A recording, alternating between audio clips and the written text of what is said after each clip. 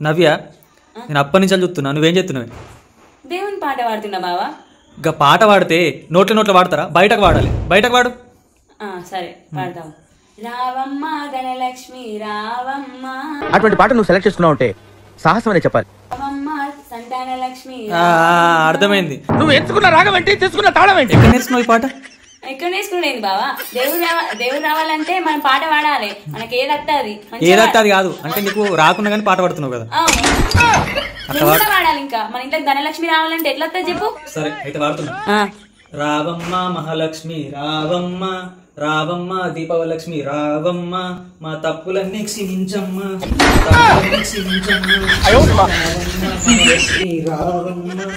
రావమ్మ Mahalakshmi రావమ్మ.